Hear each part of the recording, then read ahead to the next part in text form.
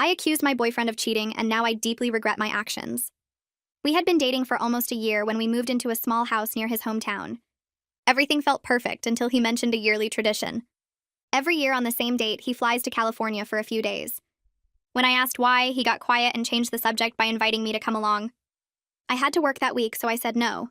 I knew he was a former Marine and had been stationed out there, so I figured it was just to visit old buddies or relive some memories. I didn't push it.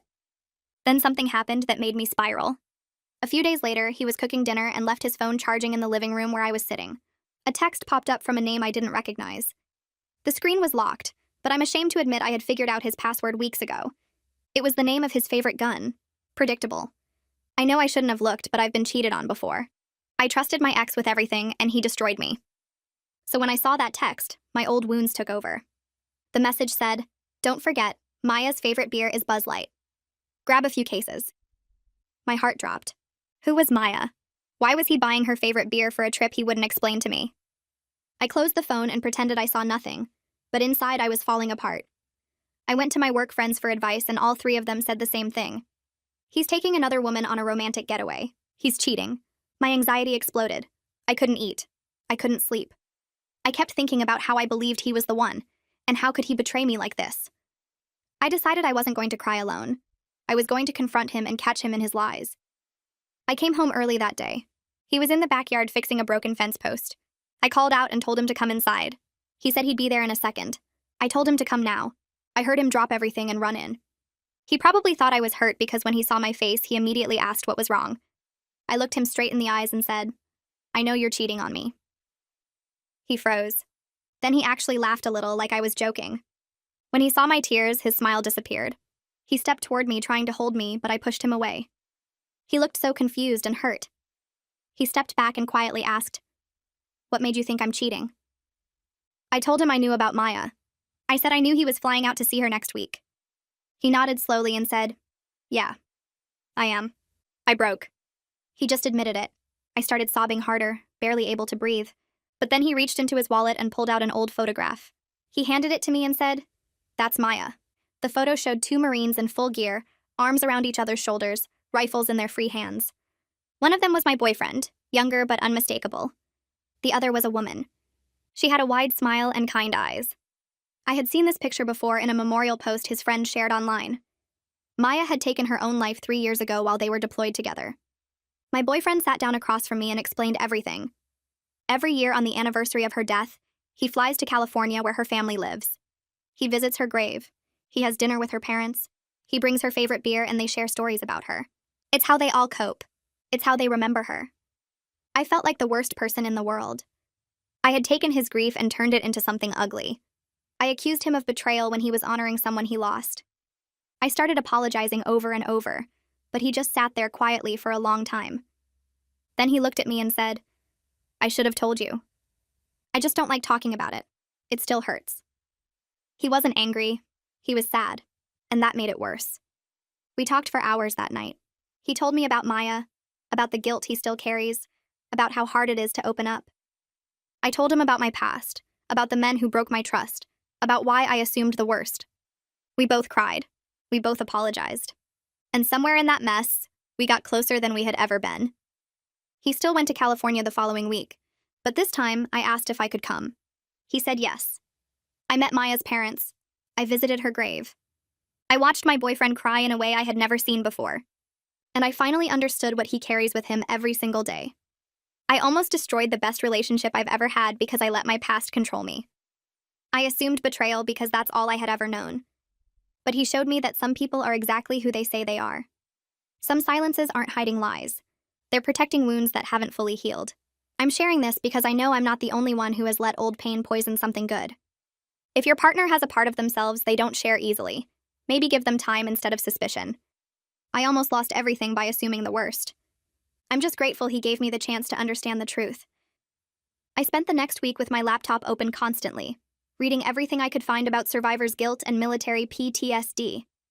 The articles explained how service members carry invisible wounds that don't show up on any medical scan, but affect everything they do. I read about combat trauma and what happens when someone watches their friends die, how the brain tries to process something it was never meant to handle. One article talked about how veterans often can't explain their experiences to civilians because the words don't exist for what they went through. That helped me understand why my boyfriend couldn't just mention Maya over dinner like she was some old friend from work. She wasn't a casual topic. She was a wound that never fully closed. My phone rang on Wednesday afternoon while I was reading about anniversary reactions in PTSD. Miranda's name flashed on the screen. I answered, and she asked how I was doing, her voice careful like she was checking on someone who might break. I told her everything. The accusation, the photograph, the truth about Maya, the hours of crying and talking that followed. She listened without interrupting, which isn't like her at all. When I finished, she was quiet for a long moment. Then she said she was proud of me for admitting I was wrong and apologizing.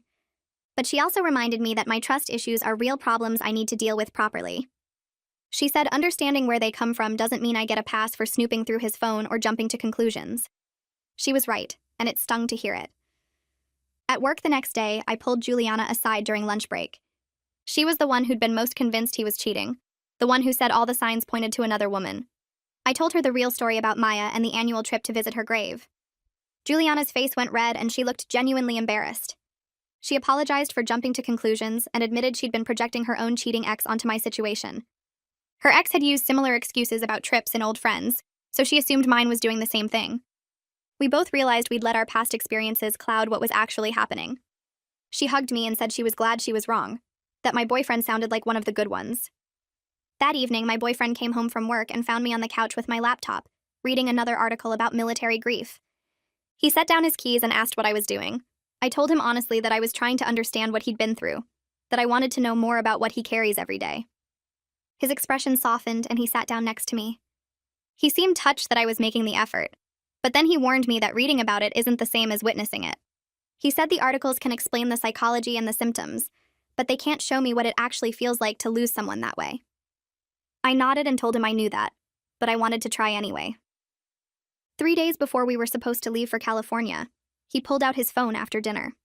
He scrolled through his photos for a minute, then turned the screen toward me. Maya was goofing around on base in one picture, making a silly face at the camera. In another, she was at a barbecue with other Marines, holding a plate piled high with food. There was one of her cleaning her rifle, focused and serious. His voice stayed steady as he swiped through the images, but I watched his jaw muscles tighten with each photo. I realized he probably didn't look at these very often, that showing them to me was difficult for him. I asked if I could see more, and he kept scrolling, sharing little details about where each photo was taken or what they'd been doing that day. I asked him what Maya was like as a person, not just as a Marine. He smiled a little and told me she was funny, that she could do perfect impressions of their commanding officers that had everyone cracking up. He said she was always pulling pranks on the newer guys, nothing mean but enough to keep things interesting when deployment got boring. Then he mentioned her terrible singing voice, how she'd belt out country songs in the shower and everyone could hear her through the whole barracks. As he talked, I could see glimpses of the friendship they'd had before everything went dark. These weren't just war stories or trauma memories. These were real moments with a real person he'd cared about. The night before our flight, we were packing our bags when he stopped and sat down on the edge of the bed. He admitted he was nervous about me meeting Maya's parents. He said they're the only people who really understand what he lost, who knew Maya the way he did. I promised to be respectful and follow his lead, that I understood I was entering sacred space in their shared grief. He nodded and went back to packing, but I could see the tension in his shoulders. This trip wasn't just emotionally hard for him, it was also the first time he was bringing someone into this part of his life, and that carried its own kind of pressure. On the plane to California, he barely said a word. He stared out the window for most of the flight, watching the clouds pass below us.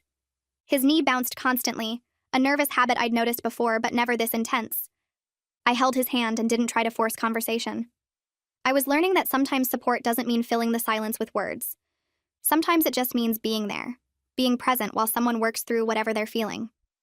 The flight attendant came by twice to offer drinks and snacks. We both declined. Neither of us had much appetite. When we landed and picked up our rental car, his whole demeanor changed. His shoulders tensed up and pulled back like he was bracing for something. His responses got shorter, just 1 or 2 words instead of full sentences. I realized he was already mentally preparing himself for the emotional weight of the next few days. The drive from the airport into the city felt longer than it probably was. He gripped the steering wheel tight and kept his eyes fixed on the road. I didn't try to make small talk or point out landmarks. I just let him have the space to get ready for what was coming. We stopped at a liquor store about 20 minutes from Maya's parents' house. He pulled into the parking lot and turned off the engine. Inside, he walked straight to the beer section without hesitation. He grabbed 3 cases of Buzz Light, stacking them in his arms like he'd done this exact thing many times before. I stood there watching him and finally understood the text message that had started my whole spiral of suspicion. This wasn't some secret romantic gesture for another woman. This was a tradition, a way of including Maya in a gathering she should have been part of. He clearly knew exactly what her parents expected him to bring each year, down to the specific brand and quantity. At the checkout counter, he paid in cash while I stood beside him holding my purse and feeling like I was watching someone else's life unfold in front of me. The cashier asked if we were having a party, and my boyfriend just said something about visiting family, his voice flat and distant. We loaded the beer into the trunk and got back in the car without speaking. The drive to Maya's parents' house took us through neighborhoods that looked like any other California suburb, houses with neat lawns and 2-car garages, completely normal except for the fact that we were heading toward a place where grief lived permanently in every room. He pointed out the window at a chain-link fence surrounding a huge complex of buildings. "That's the base entrance," he said, "where we'd line up for inspection every morning at 6. His voice carried this weird mix of fondness and pain, like remembering good times that were attached to bad ones. A few blocks later, he gestured at a dive bar with a neon sign that flickered even in daylight. "We used to go there every Friday night," he said. "The whole unit crammed into those back booths getting drunk and loud. Maya always won at pool even when she was wasted." I watched his face as he talked, and saw how every memory seemed to hurt and comfort him at the same time. He turned down a street that led toward the ocean and slowed the car near a public beach access point. "We'd come here on rare days off," he said. "Just sit in the sand and not talk about anything related to the military." Maya loved the water even though she grew up landlocked in Arizona. The nostalgia in his voice made my chest tight because I understood now that this whole city was a map of memories he couldn't escape, places that would always remind him of someone who wasn't here anymore.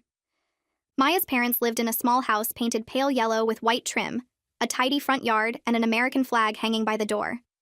Before we even made it up the walkway, the front door opened and a woman rushed out. She was small and gray-haired, wearing jeans and a Marine Corps t-shirt that probably belonged to Maya. She grabbed my boyfriend in a hug that looked like it might break both of them, her arms wrapped tight around him while he bent down to hold her back. Maya's father appeared in the doorway, a tall man with a military bearing even in civilian clothes, and he waited until his wife released my boyfriend before stepping forward to clap him on the shoulder. "Good to see you, son," he said, and the way he said son made it clear this wasn't just politeness, but something earned through years of shared grief. They both turned to me then, and I felt their eyes studying my face, trying to figure out exactly who I was and what I meant to their daughter's friend. Maya's mother smiled and introduced herself, shaking my hand with both of hers, her grip warm and firm. Maya's father nodded at me and said they were glad I could make it, his voice careful and measured like he was still deciding what he thought about my presence here. Inside their home, I understood immediately why my boyfriend had been nervous about bringing me. Photos of Maya covered every available surface, arranged on shelves and walls and side tables, a complete visual history of her life from infancy to the last pictures taken before she died. Baby Maya in a bathtub, toddler Maya on a tricycle, teenage Maya at prom in a blue dress, Maya in her dress blues at boot camp graduation, Maya in combat gear somewhere overseas. The house wasn't just decorated with her memory, it was built around it, every room a shrine to the daughter they'd lost. I felt the weight of their grief pressing down on me from all sides, making it hard to breathe normally. We sat in the living room and Maya's mother brought out iced tea while her father asked about our drive from the airport. My boyfriend answered in short sentences, his posture stiff and formal like he was reporting to a superior officer. I could see him struggling with something, some internal battle between wanting to be here and wanting to run away from how much it hurt.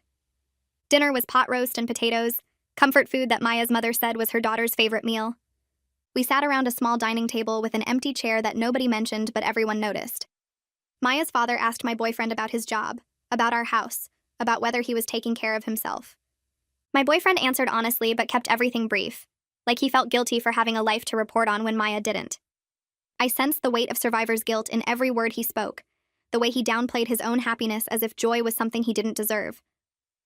Maya's mother turned her attention to me and asked how we met, what I did for work, the normal getting-to-know-you questions that felt completely surreal given where we were and why. I answered carefully, aware that I was evaluated not just as his girlfriend, but as someone he trusted enough to bring into this sacred annual ritual they all shared. I told them about my job, about our house, about how patient and kind he'd been with me even when I didn't deserve it. Maya's mother nodded along, and I could see her mentally checking boxes, deciding if I was good enough for the man who visited her daughter's grave every year. After dinner, Maya's father pulled out a bottle of whiskey and 2 glasses, gesturing for my boyfriend to follow him to the back porch.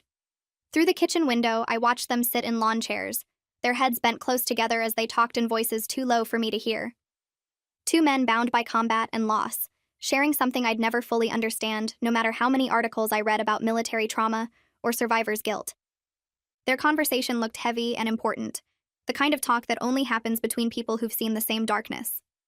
Maya's mother and I cleaned up the kitchen together, loading the dishwasher and wiping down counters in comfortable silence. Then she said she was glad he finally brought someone with him, because she worried about him making this trip alone every year. Her kindness, despite her own devastating loss, made me feel physically sick about my accusations and suspicions, about how I'd turned his grief into evidence of betrayal. I apologized again for intruding on their family tradition, and she waved it off, saying that anyone he cared about enough to bring here was welcome in their home. We left around 9 and drove to our hotel in silence. He checked us in at the front desk while I stood beside him feeling exhausted from holding myself together for hours. In our room, he sat on the edge of the bed and started unlacing his shoes with shaking hands. I sat next to him and put my hand on his back, feeling the tension in his muscles. Then he broke.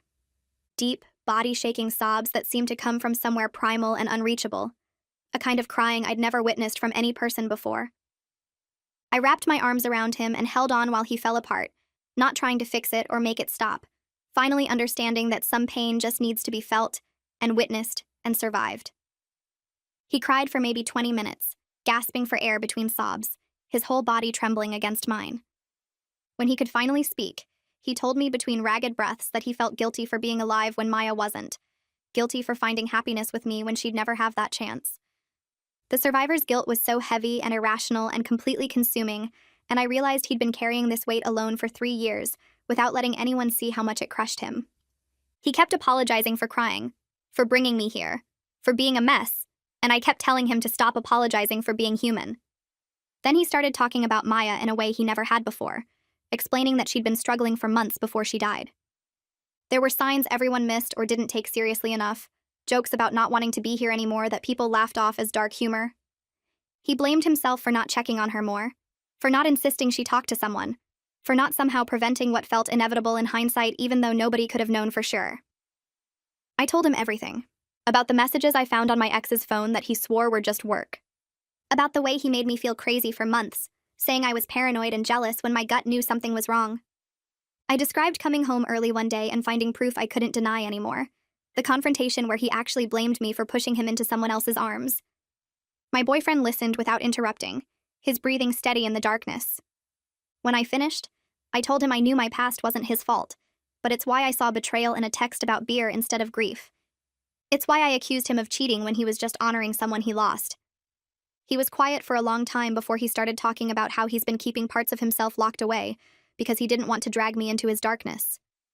He explained that he tells people he's fine when he's not, that he pretends the nightmares don't still wake him up sweating and disoriented. I admitted I've been searching for signs of betrayal in everything he does because expecting the worst feels safer than being blindsided again. We kept talking as the room grew lighter, neither of us sleeping, both of us finally saying things we'd been too scared to voice. He confessed he's been protecting me from his worst days by withdrawing instead of letting me see him struggle. I told him I've been testing his loyalty in small ways without realizing it, looking for cracks that would prove my fears right. When morning came, the heaviness was immediate. He moved through getting dressed like his body was on autopilot while his mind was somewhere else entirely. His face had gone blank in a way that scared me more than the crying, like he'd shut down every emotion to get through what came next. I got ready quietly, not sure what to say or if saying anything would help. We checked out of the hotel and drove to Maya's parents' house, where they were waiting on the front porch with flowers already in hand. The 4 of us got into their car, my boyfriend and I in the back seat with the cases of Buzz Light beer stacked between us. Nobody spoke during the 20-minute drive to the cemetery. The silence felt thick and suffocating, like the air itself was carrying the weight of what this day meant to all of them. I watched the scenery pass by the window, normal people doing normal things on a day that felt anything but normal. The military cemetery stretched out in every direction when we arrived, thousands of identical white headstones arranged in perfect rows across immaculate grass. We parked and walked through the grounds, following a path Maya's parents clearly knew by heart. The headstones blurred together until we stopped at one that looked exactly like all the others except for the name carved into it. Maya's full name, her rank, the dates that marked the beginning and end of her life. Her father knelt down and placed the flowers at the base of the headstone, while her mother set up a small framed photo of Maya in her uniform, smiling at whoever took the picture. My boyfriend stood completely still, staring at the grave with an expression of such raw pain that I had to look away to keep from crying. His jaw was clenched tight and his hands were fists at his sides, like he was physically holding himself together. Requested Reds is on Spotify now. Check out link in the description or comments. Maya's father opened one of the beers and poured it slowly onto the grass in front of the headstone, the liquid soaking into the ground. Her mother opened another and did the same, a ritual that felt both simple and incredibly meaningful. My boyfriend took the third beer with shaking hands and poured it out, his lips moving silently like he was saying something only Maya could hear. They each took beers for themselves and stood there drinking in silence for a few minutes. The four of us gathered around a grave like we were including her in the moment. Then her father started talking about basic training, about how Maya convinced another recruit to help her prank their drill sergeant by hiding all his whistles. Everyone laughed softly through their tears as he described the sergeant's face when he couldn't find a single whistle anywhere. My boyfriend added that Maya almost got kicked out for that stunt but somehow charmed her way out of serious punishment, and I could hear the fondness in his voice mixed with the grief. More stories came after that, each one painting a clearer picture of who Maya had been. Her mother talked about Maya's attempts at cooking that were so bad everyone learned to eat before coming to her place. My boyfriend told a story about Maya winning a poker tournament on base and trash-talking guys twice her size. Her father described the time Maya won a push-up contest against the entire platoon, refusing to quit even when her arms were shaking. They passed around more beers and kept talking, sharing memories that made Maya feel alive and present and real, which somehow made her absence feel even more crushing. My boyfriend stepped closer to the headstone and dropped to one knee in the grass. His hand reached out and touched the carved letters of Maya's name, fingers tracing each one slowly like he was trying to connect with her through the stone. He started talking in a voice so quiet I could barely hear him at first. He told Maya about me, about how we met, about how scared he'd been to let someone in again after losing her. His voice cracked when he said he was sorry for taking 3 years to bring someone to meet her, sorry for being afraid she'd think he was replacing her or forgetting what she meant to him. He promised her parents he'd keep coming back every single year, that he wouldn't let her be forgotten no matter how much time passed or how his life changed. The raw pain in his voice made my chest hurt, so badly I had to press my hand against it just to breathe. Tears were streaming down his face, but he kept talking to her like she could hear him, like she was right there listening to everything he needed to say. He told her he missed her every day, and that the guilt of surviving when she didn't still woke him up at night sometimes. Watching him break down at her grave made me understand what he meant about carrying this every single day. This wasn't old grief that had healed over with time and distance. This was fresh and aching and right beneath the surface of everything he did, a constant companion he'd learned to function around but never truly escaped. He got up after a few minutes and just stood there staring at her name with tears running down his face, his jaw clenched tight like he was trying to hold himself together. Maya's mother moved closer to me and put her arm around my shoulders. She spoke quietly so only I could hear, telling me she was grateful he had me now, that Maya would want him to be happy and loved. The generosity of her words given her own loss hit me hard. Here was a woman who'd buried her daughter, who came to this cemetery every year to pour beer on her grave, and she was worried about whether her daughter's friend had someone to love him. I started crying for the first time since we'd arrived at the cemetery, tears falling so fast I couldn't stop them. She squeezed my shoulder and didn't say anything else, just stood there with me while we both watched my boyfriend grieve for the woman he couldn't save. We stayed at the graveside for over an hour, nobody wanting to be the first one to suggest leaving. The afternoon sun felt too bright and normal for how heavy everything felt, like the world should somehow acknowledge what we were carrying, but instead just kept going like any other day. People walked dogs on the paths between headstones and birds sang in the trees and cars drove past on the road outside the cemetery gates. Finally, Maya's father said we should probably head back to the house before it got too late. We walked to the car in complete silence, emotionally wrung out and exhausted in a way that went deeper than just being tired. My boyfriend held my hand so tight it almost hurt, but I didn't pull away because I could feel how much he needed the connection. Back at Maya's parents' house, we sat in their living room surrounded by photos of their daughter everywhere I looked. The walls were covered with pictures from every stage of her life, and the shelves held framed photos of her in uniform, with friends, at family gatherings. We shared more memories over sandwiches that Maya's mother had made, but nobody really ate. The conversation drifted between past and present, laughter and tears, following the natural rhythm of grief that doesn't follow any logical pattern. One minute, Maya's father was laughing about the time she convinced her entire unit to wear their uniforms backward for a group photo as a prank, and the next minute he was crying into his hands. My boyfriend told a story about Maya teaching herself guitar by watching videos online and how she'd play the same 3 chords over and over until everyone wanted to throw her guitar off the roof. Maya's mother laughed and said she still had that guitar in the closet, that she couldn't bring herself to get rid of it even though nobody played it anymore. Then Maya's father stood up and said he wanted to play something. He went to the closet and pulled out Maya's old guitar, the same one from all the stories. He sat back down and started playing a song, his voice rough but steady as he sang. My boyfriend closed his eyes listening, and I watched tears stream down his face that he didn't bother to wipe away. He was finally letting himself feel everything in front of people who understood, people who wouldn't judge him or tell him to move on, or ask why he wasn't over it yet. The song ended and nobody spoke for a while. As evening started to approach and the light through the windows turned golden, Maya's mother stood up and asked if she could talk to me privately. We went into the kitchen together and she turned to face me with tears in her eyes.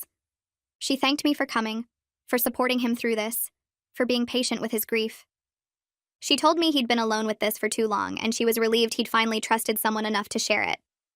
She said she could see how much he loved me, and that gave her hope he might actually heal someday, instead of just surviving. I didn't know what to say, so I just hugged her and we both cried in her kitchen while the men sat in the living room with Maya's memory all around them. Before we left for our hotel, I surprised everyone by asking if I could have a moment at Maya's grave alone. They all looked at me with confused expressions, but agreed. My boyfriend drove me back to the cemetery and waited in the car while I walked to her headstone by myself. The sun was setting now, and the cemetery was almost empty. I stood in front of Maya's grave and felt awkward at first, talking to someone I'd never met. But then I started speaking out loud even though I never knew her. I apologized for my jealousy and suspicion, for turning her memory into something ugly in my mind.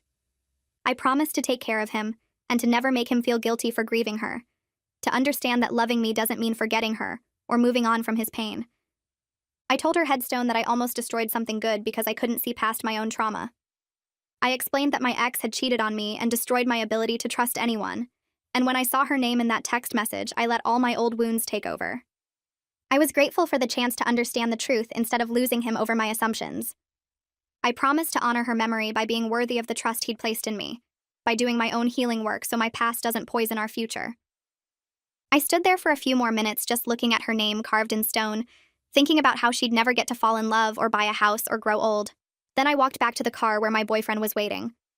He drove us back to the hotel in silence, and I watched the California streets pass by outside the window. The sun had set completely now, and streetlights made everything look orange and strange. When we got to the parking lot, he turned off the engine but didn't move to get out of the car. He just sat there with his hands still on the steering wheel, staring straight ahead. I waited because I didn't know what to say after everything I'd just witnessed at the cemetery.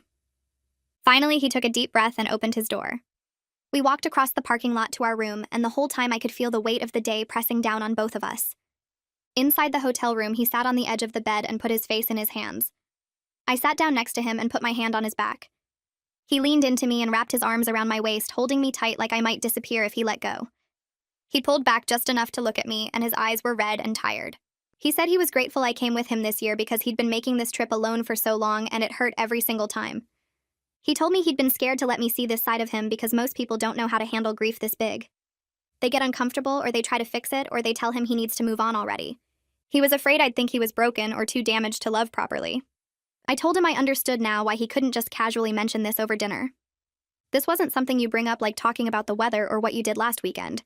I said loving someone means seeing all of them, including the parts that hurt and the parts that are still healing. His grief didn't scare me anymore because I finally understood what it was and where it came from. We talked for hours that night about how we both needed to work on healing ourselves while also being there for each other. He admitted he goes to counseling through the VA, but he hasn't been totally honest with his therapist about how much he still struggles. He said he shows up to appointments and talks about surface-level stuff, but never really digs into the guilt he carries about surviving when Maya didn't. I asked him why he holds back in therapy, and he said it feels easier to just manage the pain than to actually work through it. I told him that wasn't fair to himself, and it wasn't really healing if he was just keeping everything locked down. He nodded and said he knew I was right, and he'd try to be more open in his next session. Then I took a breath and admitted I needed to find my own therapist to deal with my trust issues. I told him it wasn't fair to him or to me that I was still operating from a place of fear and suspicion because of what my ex did years ago. He said he supported that completely and offered to help me find someone good. We made a promise to each other right there in that hotel room to be more honest about our triggers and our wounds. He said he'd share more about his hard days instead of withdrawing and shutting down. I promised to voice my anxieties when they came up instead of letting them spiral into accusations and paranoia. The next morning, we checked out of the hotel and drove to the airport. The flight home felt completely different from the flight there. We were both exhausted and didn't talk much, but there was something new between us now. We'd seen each other's deepest wounds and messiest parts, and we'd both chosen to stay. We'd chosen to work on healing together while also doing our own individual work. When we landed and drove back to our house, I felt like I was seeing everything with new eyes. I noticed things I'd walked past 100 times before but never really paid attention to. In his closet, there was a Marine Corps flag folded in a perfect triangle sitting on the top shelf. On his dresser was a challenge coin that I'd always thought was just some random keepsake. The way he organized his space with everything in its exact place wasn't just him being neat. It was military precision drilled into him from years of service. These weren't just quirks anymore, but pieces of an identity shaped by experiences I'd never fully understand. A few days after we got back, I was in the kitchen making coffee when his phone buzzed on the counter next to me. I felt that old familiar urge rise up in my chest to grab it and check who was texting him. My hand actually moved toward the phone before I caught myself and pulled it back. The fear and suspicion were still there, living inside me like they always had been. But now I had the awareness to recognize it as my trauma talking instead of truth. I stepped away from the counter and took a few deep breaths until the urge passed. That night, I sat at my laptop and started researching therapists who specialized in trust issues and past relationship trauma. I read through profiles and reviews for over an hour looking for someone who seemed like a good fit. I needed someone who wouldn't just tell me to get over it or that I was being unreasonable. I needed someone who understood that betrayal leaves actual scars that don't just fade because time passes. Making the appointment felt like taking responsibility for my own healing instead of expecting my boyfriend to fix damage someone else caused. My first session was 2 weeks later in a small office downtown. The therapist's name was Gage, and he had kind eyes and asked me to tell him why I was there. I started talking about my ex and the cheating, and suddenly I was crying harder than I'd cried in months. Talking about it brought up feelings I thought I'd dealt with years ago, but clearly I'd just buried them. Gage listened without interrupting, and when I finished, he helped me see that I'd been protecting myself by assuming betrayal before it could happen. I'd been staying alert and watching for signs of cheating so I'd never be blindsided again like I was with my ex.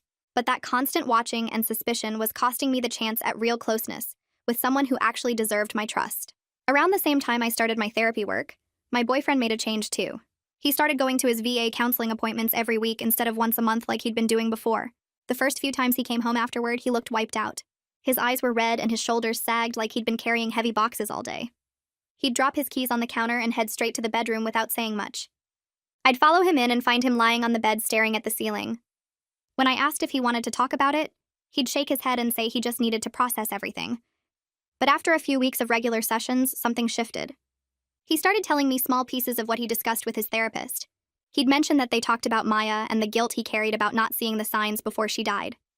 He'd explained that his counselor was helping him understand that survivor's guilt was normal, but also something he needed to work through instead of just carrying forever. One night after a particularly hard session, he sat at our kitchen table with his head in his hands and told me it felt good to finally stop pretending he was fine. He said he'd been holding everything in for 3 years, acting like he'd moved on and processed it all, when really he'd just gotten better at hiding how much he still hurt. Hearing him admit that made me realize how much strength it took for him to show up to those appointments week after week and actually do the work instead of just going through the motions. Things felt like they were moving in a good direction for both of us until one evening about 6 weeks after California. He was supposed to be home from work at 6, but 7 o'clock came and went with no text or call.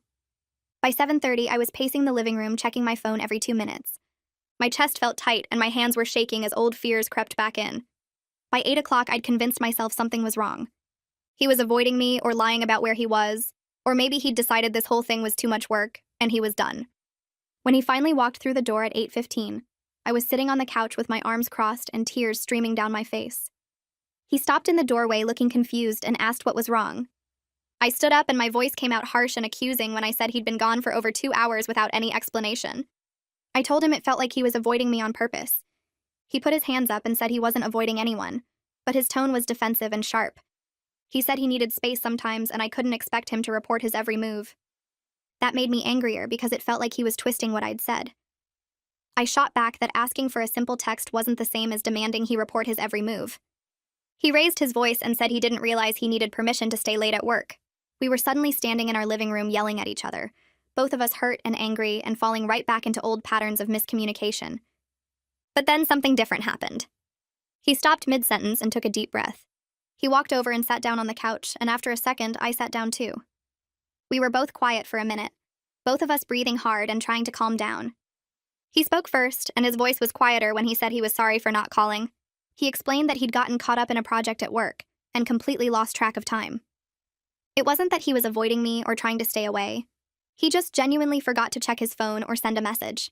He said he understood why that made me anxious given everything we'd been through, but it wasn't intentional or meaningful beyond him being forgetful. I wiped my eyes and admitted I'd jumped to the worst conclusion without any real reason. I told him I felt insecure earlier that day for no particular reason, and when he was late, it triggered all my old fears about being lied to and cheated on. I said none of that was actually about him or anything he'd done wrong. It was about me and my past trauma making me assume betrayal when there wasn't any. We sat there and talked through what had just happened using things we were both learning in our therapy sessions. It was messy and uncomfortable, and neither of us felt great about how we'd handled it. But we worked through it together instead of shutting down or walking away or letting it turn into something bigger and more damaging. We both apologized again and talked about what we could do differently next time. He said he'd set a reminder on his phone to text me if he was going to be more than 30 minutes late. I said I'd try to pause before assuming the worst, and actually ask him what was going on instead of building a story in my head. When we finally went to bed that night, we both felt closer instead of more distant. The fight had been scary because it showed we could still fall into old patterns, but working through it showed we were both committed to doing things differently. The following weekend, Miranda drove up to visit. She showed up Saturday morning with coffee and bagels, and we sat at the kitchen table while I filled her in on everything. I told her about the California trip and meeting Maya's parents and visiting the grave. I explained how my boyfriend had broken down crying and shared things with me he'd never told anyone. I talked about starting therapy with Gage and how hard it was to dig into the betrayal from my ex. I mentioned the fight my boyfriend and I had about him being late, and how we'd managed to work through it instead of letting it explode. Miranda listened to everything, and when I finished, she said she was proud of me for doing the actual work, instead of just saying I would. But then she leaned forward and her expression got more serious. She said she was glad I was making progress, but she also wanted to make sure I wasn't letting myself off the hook too easily.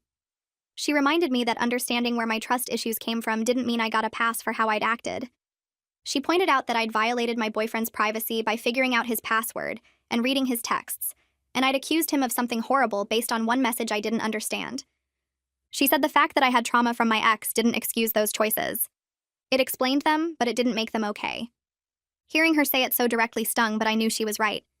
I'd been so focused on the revelation about Maya and our emotional breakthrough that I hadn't fully reckoned with my own actions. I'd invaded his privacy and made terrible accusations based on my own fears, rather than any actual evidence. Miranda wasn't trying to make me feel bad. She was trying to make sure I took real responsibility, instead of just understanding why I did what I did. A few days after Miranda left, my boyfriend brought up the idea of me meeting Luca. He explained that Luca was one of his Marine buddies who'd also known Maya and struggled with similar survivor's guilt. Luca and his wife Beatrice lived about an hour away, and my boyfriend thought it might be good for all of us to get together. He said hearing Luca talk openly about his therapy and PTSD might make him feel less alone in his own struggles. We set up dinner at our place for the following Friday. When they arrived, Luca was tall and broad-shouldered with a quiet intensity about him. Beatrice was warm and friendly, hugging both of us like we were old friends even though we'd never met. We made pasta and sat around our small dining table, and the conversation started light with talk about jobs and the weather and normal getting-to-know-you stuff. But as dinner went on and we opened a second bottle of wine, the conversation shifted. Luca started talking about his therapy journey without any prompting, like it was just a normal topic of conversation. He mentioned his PTSD diagnosis and the medication he was on, and the weekly sessions with his counselor. He talked about nightmares and hypervigilance and how hard it was to feel safe even in his own home sometimes. My boyfriend listened intently, nodding along, and I could see his whole body relax as Luca spoke. When Luca mentioned the guilt he carried about Marines who didn't make it home, my boyfriend jumped in and said he felt the exact same way about Maya. The two of them talked back and forth about survivor's guilt and the irrational feeling that they should have been able to prevent deaths that weren't their fault or responsibility. Watching them share this openly made me realize how isolated my boyfriend must have felt, carrying all of this alone for so long. After dinner, Beatrice asked if I wanted to help her with dessert in the kitchen. Once we were alone, she turned to me and her expression became more serious. She told me that supporting a partner with combat trauma was hard work that required a lot of patience and clear boundaries. She was honest about the challenges in a way that felt both helpful and slightly scary. She talked about the nightmares Luca had where he'd wake up yelling or crying or not knowing where he was. She mentioned the times he'd withdraw emotionally and shut down for days, unable to talk about what he was feeling. She explained how anniversary reactions worked, how certain dates or sounds or smells could trigger him back to traumatic moments without warning. She said there were times she felt like she was walking on eggshells, trying to be supportive while also protecting her own mental health. But then her expression softened, and she said that despite all the challenges, the depth of connection possible when both people committed to healing was unlike anything she'd experienced in previous relationships. She told me that Luca's willingness to be vulnerable and do the therapy work had made their relationship stronger than it would have been without those struggles. She said the key was both of them doing their own individual work, while also supporting each other, maintaining boundaries so his trauma didn't become her trauma. Her honesty was refreshing and a little overwhelming, but it helped me understand what I might be signing up for long-term with my boyfriend. The next week in therapy, Gage and I worked through specific memories of my ex's betrayal. He had me describe the timeline of events leading up to discovering the cheating, and as I talked through it, I started to see patterns I hadn't noticed before. My ex had been distant and secretive for months before I found proof, but when I'd asked him about it, he'd made me feel crazy for being suspicious. He'd accused me of being paranoid and controlling, turning my legitimate concerns back on me until I doubted my own instincts. Gage helped me understand that my ex had been gaslighting me, making me question my own perception of reality so I wouldn't trust what I was seeing. That betrayal of my trust and my sense of reality had damaged me even more than the actual cheating. It explained why I'd been so quick to doubt myself with my current boyfriend, why I'd felt like I needed concrete proof before trusting my gut. But Gage also helped me see that my current boyfriend was nothing like my ex. When I'd confronted him about Maya, he hadn't tried to make me feel crazy or turn it back on me. He'd been sad and hurt, but he'd explained everything honestly. He'd shown me the photo and told me the truth even though it was painful to talk about.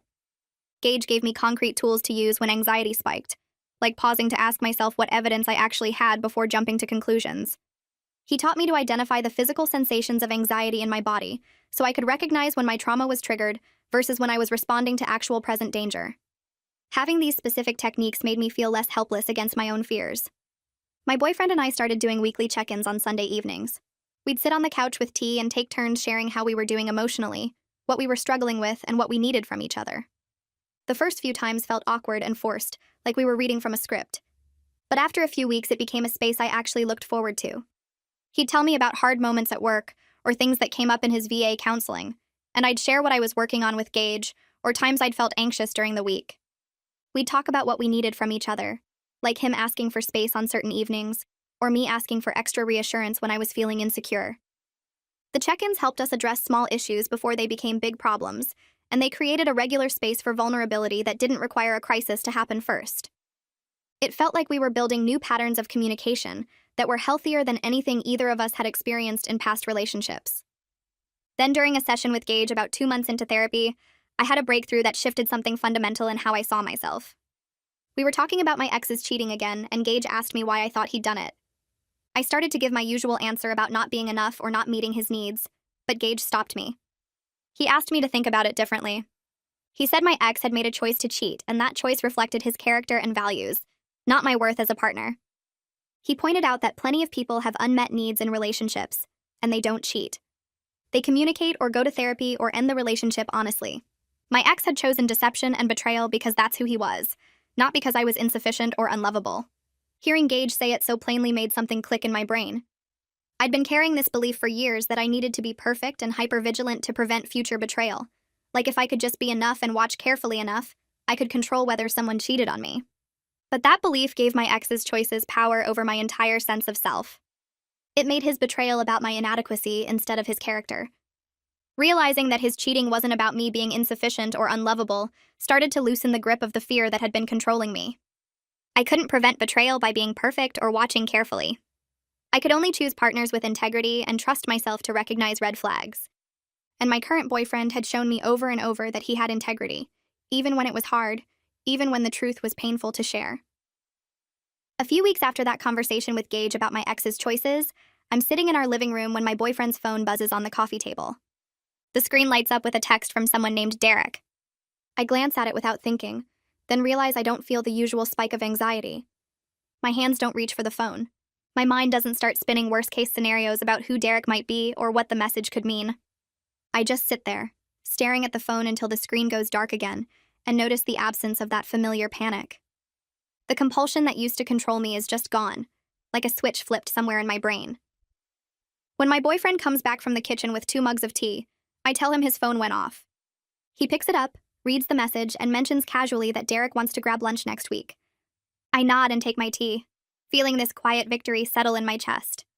The therapy work is actually changing something fundamental in how I respond to triggers. I'm not just managing my anxiety better. I'm becoming someone who doesn't automatically assume betrayal when a phone buzzes. That weekend, we're sitting at the kitchen table with our laptops, looking at flights for next year's California trip. He scrolls through dates and prices while I pretend to work on emails, but really I'm just watching him. His face is relaxed in a way it never is when he talks about Maya or the anniversary. He finds a good fare and adds it to his cart, then looks up at me with this expression I can't quite read. He asks if I'd be comfortable staying with Maya's parents instead of getting a hotel this time. The question catches me off guard. I know what he's really asking. He wants to bring me deeper into this tradition, to make me part of the annual ritual instead of just an observer. Maya's parents have their own guest room and they've mentioned it before, but he's always declined. Now he's ready to say yes, which means he's ready to integrate me fully into this piece of his life that used to be separate. I tell him I'd love that, and I mean it. The fact that he's making space for me in the painful parts, not just the easy ones, feels like something important shifting between us. He reaches across the table and squeezes my hand, then goes back to booking the flights like it's no big deal, but I can see the relief in his shoulders. A few days later, he comes home from his VA counseling session and sits down on the couch next to me. He's quiet for a minute, staring at his hands. Then he tells me his therapist said something that's been rattling around in his head all afternoon. She helped him see that honoring Maya's memory doesn't require him to stay frozen in grief. That Maya would want him to heal and be happy, not spend the rest of his life carrying guilt like a weight he can never put down. He says it out loud like he's testing the words, seeing if they feel true. He's starting to forgive himself for surviving when she didn't, recognizing that his guilt doesn't actually honor her or help anyone. It just keeps him stuck in the worst moment of his life, reliving it every day. I watch his face as he talks and see something different there. Not the absence of pain, but maybe the beginning of acceptance that the pain doesn't have to define everything. He tells me he's been so afraid of moving forward because it felt like forgetting her, like her death would matter less if he stopped hurting so much. But his therapist asked him what Maya would say if she could see him now, and he knows she'd tell him to stop punishing himself. She'd want him to live, not just exist. That night after he falls asleep, I sit at the kitchen table with a blank piece of paper and start writing a letter to my ex. I pour out everything I've been carrying for years. The anger at his lies and betrayal, the hurt of being made to feel like I wasn't enough, the damage he did to my ability to trust anyone after him. I write about how he gaslit me when I questioned him, made me feel crazy for my suspicions even though my instincts were right. I tell him about the years I spent assuming every man would eventually do what he did, how his choices poisoned every relationship I tried to have after him. The words come out messy and raw, my handwriting getting harder to read as emotions take over. I fill 3 pages front and back, not editing or censoring, just letting it all spill onto the paper. When I finally finish, my hand is cramping and my face is wet with tears I didn't realize I was crying. I read through what I wrote once, then take the pages outside to the fire pit in our backyard. I light them with a match and watch the paper curl and blacken, the words disappearing into ash and smoke. The flames eat through my anger and hurt, destroying the power I've been giving him for so long.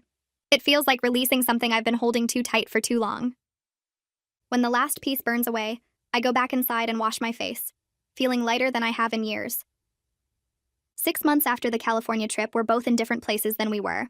He's managing his PTSD with regular therapy and medication that actually helps with the nightmares and anxiety. I'm rebuilding my ability to trust through consistent work with Gage, learning to recognize when my past trauma is talking versus when something is actually wrong. We still have hard days where his grief hits him out of nowhere, or my insecurities flare up over nothing. We still have triggers that catch us off guard, moments where we slip back into old patterns of shutting down or assuming the worst. But now we face those moments together with honesty and compassion, instead of fear and suspicion. When he has a bad night, he tells me instead of withdrawing. When I feel anxious about something, I voice it instead of letting it spiral into accusations. We're building something real on a foundation of shared vulnerability and mutual healing, both of us doing our individual work while also supporting each other. It's not perfect or easy, but it's honest. And after everything we've been through, honest feels like more than enough. All right, that's all I've got today. Thanks for letting me share this little moment with you. I hope it sits with you in a good way.